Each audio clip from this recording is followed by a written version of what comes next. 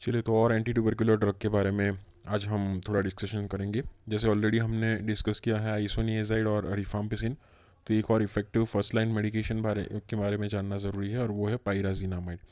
जैसे आइसोनिएजाइड और रिफाम्पिसिन भी पर्टिकुलर लेटर से रिप्रेजेंट होते थे, यहाँ पे एमडीटी में ये जेड से रिप्रेजेंट होता है पायराजिनामाइड।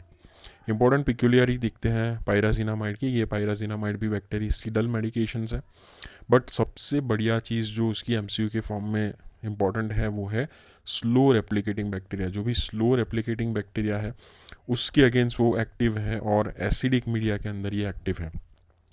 दूसरा एक इम्पॉर्टेंट एमसीक्यू के लिए बहुत ही क्वेश्चंस पूछते हैं ये कि इंट्रा सेल्यूलर साइट्स के ऊपर काम करती है और साइट्स ऑफ इन्फ्लामेशन के ऊपर काम करती है। अगर ये आपको पता नहीं है तो ट्यूबरकुलस बैसिलाई जो होते हैं, जो इम्यून सेल्स होते हैं, जैसे मैक्रोफेज हो गया या फिर न्यूट्रोफिल हो गया, उसके अंदर कुछ पड़े रहते हैं, जिससे क्या होता है कि हमारी ड्रग को सेल के अंदर जाके फिर बैक्टीरिया के अंदर जाके इफेक्ट करना पड़ता है। तो इस बैक्टीरिया को कहते हैं इंट्रा सेल्यूलर बैक्टीरिया।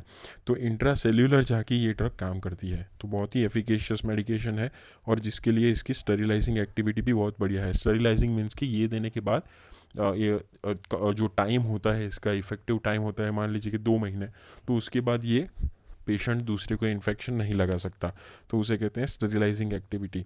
तो रिफाम्पिसिन, पायराजिनामाइड, इन जो ड्रग्स हैं इनकी स्टरीलाइजिंग एक्टिविटी बहुत ही अच्छा होता है। So only active against intracellular, एक कई बार एमसीक्यू में पूछते हैं, बहुत ही पिक्यूलियर पॉइंट है कि इंट्रासेल्यूलर माइकोबैक्टीरिया के ऊपर ही काम करते हैं। मैकेनिज्म ऑफ एक्शन की अगर बात करें तो ये काम करता है आइसोनियोसाइड के जैसा ही। माइकोलिक एसिड सिंथेसिस, जो सेल वॉल सिंथेसिस है, उसमें जो माइकोलिक एसिड इंपॉर्टेंट पार्ट है उसका सिंथेसिस इनिबिशंस करके काम करता है। आगे कुछ एडवर्स ड्रग रिएक्शन के बारे में पायराजिनामाइड का देखें तो आपको बहुत ही स्पेसिफिक याद रखना है पायराजिनामाइड का adverse drug reaction, that is arthralgia, joint pain जो होता है, नॉन गाउटी आर्थराइटिस जिसे कहते हैं, और यूरिक एसिड का लेवल बढ़ता है, हाइपर यूरिसीमिया होता है। तो बहुत ही पिक्यूलियर एडवर्स ड्रग रिएक्शंस है। लीवर डिसफंक्शन भी कर सकता है, साथ में पोरफायरिया है तो मत दीजिए, ये भी हो सकता है, या फिर allergic reaction, photosensitivity, sun exposure से हो सकता है।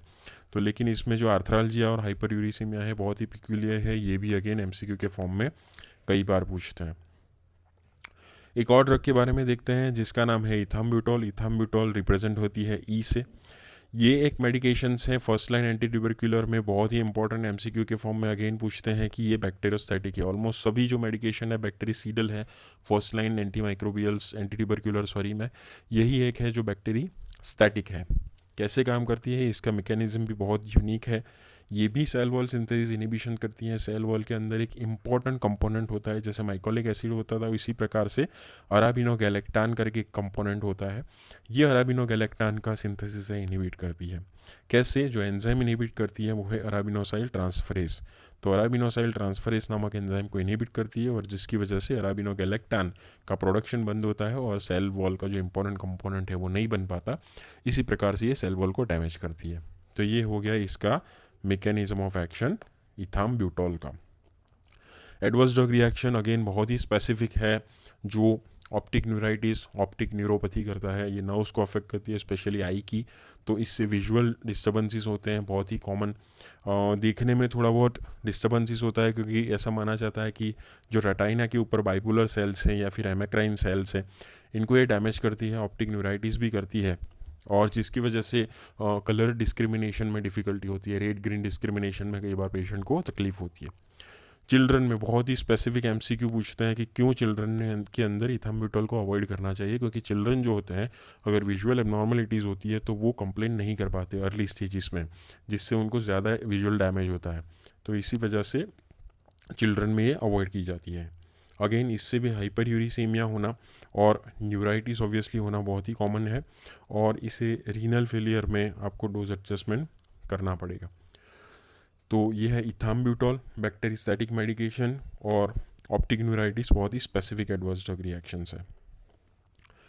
अब हम देखते हैं जो भी हमने एंटी ट्यूबरकुलर मेडिकेशन अभी तक देखी है, जैसे आइसोनिएजाइड हमने देख ली है जिसको एच से रिप्रेजेंट करते हैं, फिर रिफाम्पिसिन हो गया, फिर पायराजिनामाइड हो गया, फिर इथाम्ब्यूटोल हो गया। तो कुछ इंपॉर्टेंट पॉइंट्स हम देखते हैं कि जो कैविटीज़ होती है, कैविटीज़ की जो वॉल होती है, वहाँ जो होते हैं बैक्टीरिया, उनके सामने जो काम करती है, वो जो बैक्टीरिया होते हैं वो रैपिडली ग्रोइंग बैक्टीरिया कहा जाता है, और उसके सामने आइसोनियाज़ाइड बहुत ही अच्छे से काम करती है। जो अंदर का केजियस मटेरियल होता है, जो केजियस मटेरियल के अंदर जो पड़े हुए बैक्टीरिया होते हैं, इसे कहते हैं स्पर्टर्स, इसे स्पर्टर्स कहते हैं। ये स्पर्टर्स के सामने रिफाम्पिसिन बहुत ही इफेक्टिवली काम करता है।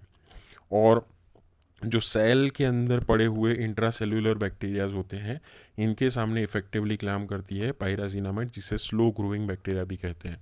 तो ये स्पेसिफिक एमसीक्यूज़ हैं, और कई बार वाइवा के अंदर भी पूछते हैं कि रैपिडली ग्रोइंग के सामने आइसोनियाज़ाइड, केजियस मटेरियल में रिफाम्पिसिन और स्लो ग्रोइंग इंट्रासेल्यूलर माइकोबैक्टीरिया के प्रति पायराजिनामाइड काम करती है। और एक लास्ट फर्स्ट लाइन मेडिकेशन के बारे में हम लोग देख लेते हैं, वो है स्ट्रेप्टोमाइसिन। जैसे हमें पता है ये ट्यूबरक्यूलोसिडल अगेन है, एक ही है जो ट्यूबरक्यूलोस्टैटिक है, जो हमने आगे देखी इथाम्बुटोल। बाकी ये ट्यूबरक्यूलोसिडल है, अमाइनो ग्लाइकोसाइड ग्रुप की एंटी माइक्रोबियल है। ये बड़े मोलिक्यूल वाली होती है, मोलिकुलर वेट ज़्यादा होता है, इसलिए ओरली अब्जॉर्ब नहीं होते हैं। इन्हें पेरेंटली दिया जाता है, स्पेशली आईएम इंजेक्शन से। इनका प्लाज्मा प्रोटीन बाउंडिंग भी नहीं होता है, अनचेंज इन किडनी निकल जाती है ये। तो रीनल फेलियर के अंदर इसका हाफ लाइफ बढ़ जाता है, तो रीनल फेलियर वाले पेशेंट में ना दीजिए। मेन टॉक्सिसिटी हमें पता ही है, जो अमाइनो ग्लाइकोसाइड ग्रुप है उससे 3 टॉक्सिसिटीज़ होती है। कौन कौन सी? एक होती है नेफ्रोटॉक्सिसिटी, एक होती है ऑटोटॉक्सिसिटी, ईयर को डैमेज होता है, और एक न्यूरोमस्कुलर जंक्शन जो होता है उसको डैमेज करता है। तो हिपेटोटॉक्सिसिटी यहाँ पे नहीं होती है। लेकिन सबसे दूसरा इंपॉर्टेंट एमसीक्यू के फॉर्म में अगेन पूछते हैं रिलेवेंट, ये है only active against extra cellular. तो सिर्फ और सिर्फ एक्स्ट्रा सेल्यूलर के ऊपर ही काम करती है। Absolutely contraindicated amino glycoside in pregnancy. तो हर एक पॉइंट का अपना एक वैल्यू है, हर एक पॉइंट का एक इम्पोर्टेंस है, उसी के ऊपर से एमसीक्यू पूछे जाते हैं। यह है फर्स्ट लाइन एंटीट्यूबरकुलर ड्रग जो हमने देखी, आइसोनियाज़ाइड, रिफाम्पिसिन, पायराजिनामाइड, इथाम्बुटोल और स्ट्रेप्टोमाइसिन। तो जैसे आप देख सकते हैं सबकी सीरियल एक्शन है एक्सेप्ट इथाम्बुटोल, जिसकी स्टैटिक एक्शन है। जो पहली 3 है उससे हिपेटोटॉक्सिसिटी होती है, बाकी की 2 है उससे हिपेटोटॉक्सिसिटी नहीं होती है। और जो स्पेसिफिक काम करते हैं बाकी सभी anti microbial inside the bacteria और outside the bacteria, sorry inside the जो ऑर्गेन सेल है उसके इनसाइड की रहे जो माइक्रोबैक्टीरिया उसके ऊपर भी काम करती है, आउटसाइड द इम्यून सेल्स के बाहर के जो बैक्टीरिया है उसके ऊपर भी काम करती है। लेकिन स्पेसिफिकली अगर बात करें तो पायरासिनामाइड इंट्रासेल्युलर जो माइक्रोबैक्टीरिया होते हैं उनके ऊपर काम करती है, और streptomycin specifically extra cellular bacteria mycobacteria को किल करते हैं। तो होपफुली ये first line anti tubercular drug के बारे में जो भी इंपॉर्टेंट इन्फॉर्मेशन थी आपको पता चल गया होगा। अगर आपको कुछ नए टॉपिक के बारे में जानना है तो आप हमें कमेंट कर सकते हैं। अगर आपको हमारे लेक्चर्स अच्छे लगते हैं तो अपने फ्रेंड्स के साथ शेयर कीजिए, हमारे चैनल को ग्रो होने में हेल्प कीजिए। Thank you very much.